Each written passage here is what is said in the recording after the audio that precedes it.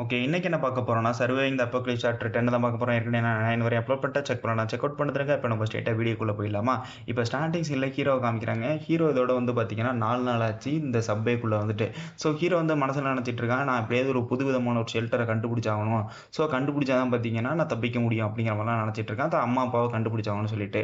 ஒருத்தன் வந்து பார்த்தீங்கன்னா, அம்மா, அப்பா ஃபோட்டோ வச்சுக்கிட்டே மிரட்டிட்டு இருப்பான் ஹீரோவ.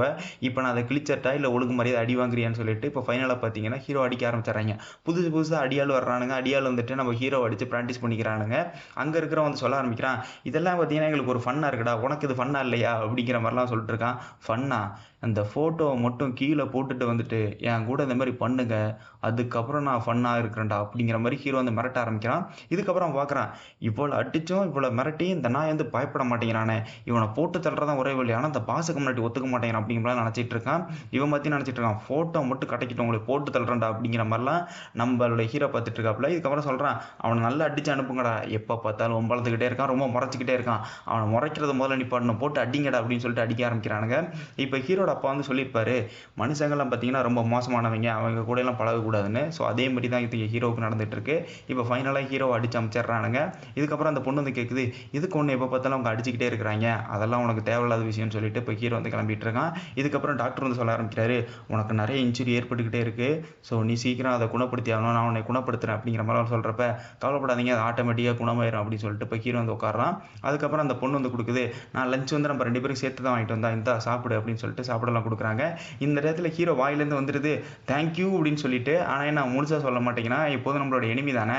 ஸோ அதனால பார்த்தீங்கன்னா சொல்ல மாட்டேங்கிறான். இந்த நேரத்துல அந்த பொண்ணு வந்து கேட்குது, "ஏதோ சொல்ல வந்தியேப்பா சொல்லு." அப்படின்னு சொல்லும்போது, "ஒண்ணும் இல்ல." அப்படின்னு சொல்லிட்டு இப்ப ஹீரோ வந்து மழுப்பிட்டு இருக்கான்.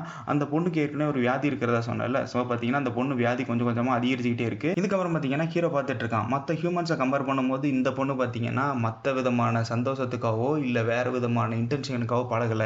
இந்த பொண்ண வந்துட்டு நான் ஓரளவு நம்புறேன் மத்தவங்கள கம்பேர் பண்ணும்போது. ஆனா என்ன எல்லாருமே என்னுடைய எதிரி தான் அப்படிங்கிற மாரி நம்ம ஹீரோ வந்து பார்த்துட்டு இருக்கான். அந்த டயத்துல பார்த்தீங்கன்னா, அந்த பொண்ணு அப்படியே மயக்கம் போட்டு கீழ விழுந்துருது. அந்த சாப்பாடெல்லாம் கீழ கொட்டி போயிருது. இதுக்கப்புறம் ஹீரோ பார்த்துட்டு இருக்கான். இதுக்கு இந்த பொண்ணு இப்ப மயக்கம் போட்டு கீழ விழுந்ததுன்னு சொல்லிட்டு, இப்ப டாக்டர் வந்துட்டு அவர செக் பண்ணி பார்த்துட்டு சொல்றாரு, "உனக்கு மெடிசன் இருந்தா பார்த்தீங்கன்னா, நீ குணமாவ. இல்லைன்னா வாய்ப்பே கிடையாது.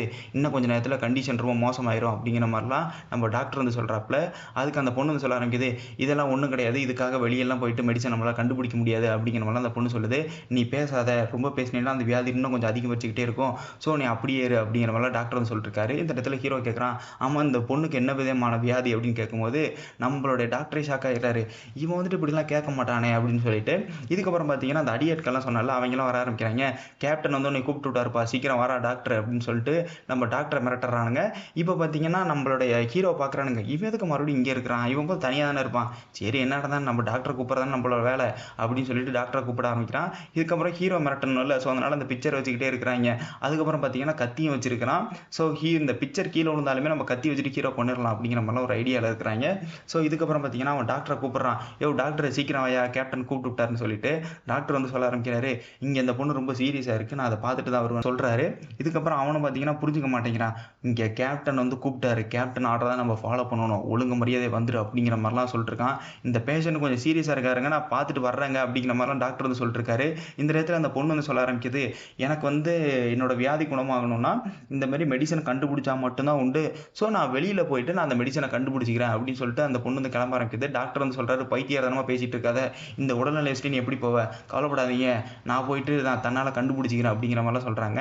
இந்த டயத்துல அந்த ரவுடி பையன் இருக்கான்ல, அவன் வந்து சொல்ல ஆரம்பிக்கிறான், "ஓ! நீ மருந்து கண்டுபிடிக்க வெளிய போற. சரி விடு. நான் உனக்கு ஒரு ஈஸியான வழிய சொல்றேன்னு" சொல்லிட்டு கத்தி எடுத்துட்டு அந்த பொண்ண அங்கேயே கொலை பண்ணிடுறானுங்க. இந்த இடத்துல மித்தவங்கலாம் ஷாக் ஆகுறானுங்க. என்னடா இவனுங்க மான்ஸ்டரோட ரொம்ப மோசமா நடந்துக்கிறாங்கன்னு சொல்லிட்டு, ஹீரோ பார்த்தீங்கன்னா ஃபுல் காண்டாகுறான். எதுக்கு இப்ப அவன் கத்தி வச்சு கொன்னான் அப்படின்னு சொல்லிட்டு. இதுக்கப்புறம் பார்த்தீங்கன்னா, அந்த பொண்ணு அப்படியே கீழ விழுந்துருது. டாக்டர் வந்து சொல்றாரு, "என்னால இதுக்கு மேலலாம் எதுவும் பண்ண முடியாது. ஏன்னா கத்தியோட அந்த கூர்ம வந்துட்டு ரொம்ப அதிகமா உள்ள போயிருச்சு.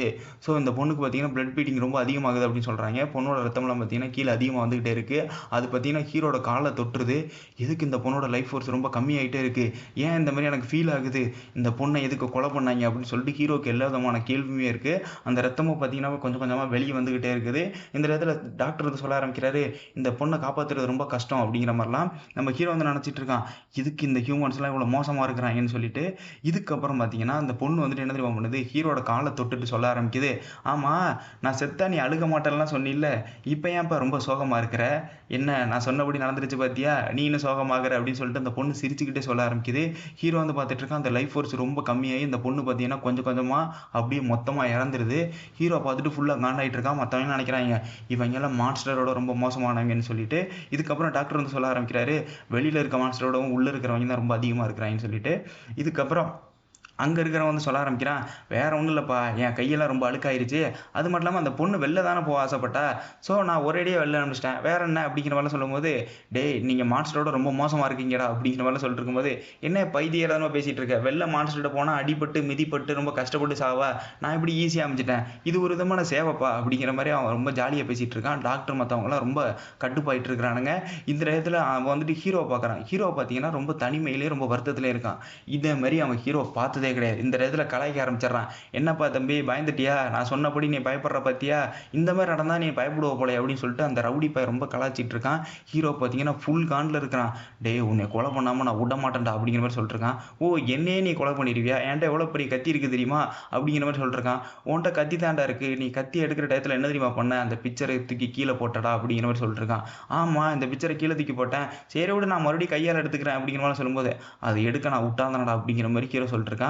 என்ன பைத்தியதானே பேசிட்டு இருக்க, நம்மளுக்குள்ள ஒரு 5 மீட்டர் டிஸ்டன்ஸ் இருக்கும்டா, எப்படி நீ அதுக்குள்ள வருவ, நான் வர்றதை மட்டும் பாடுறா அப்படின்னு சொல்லிட்டு இப்போ ஹீரோ என்ன தெரியுமா பண்றான், அவனோட ஃபுல் ஸ்ட்ரென்த்ல அப்படியே போறான். அவன் வந்து சிரிச்சுக்கிட்டே இருக்கிறான், என்ன பைத்தியம் போல அப்படிங்கிற மாதிரி.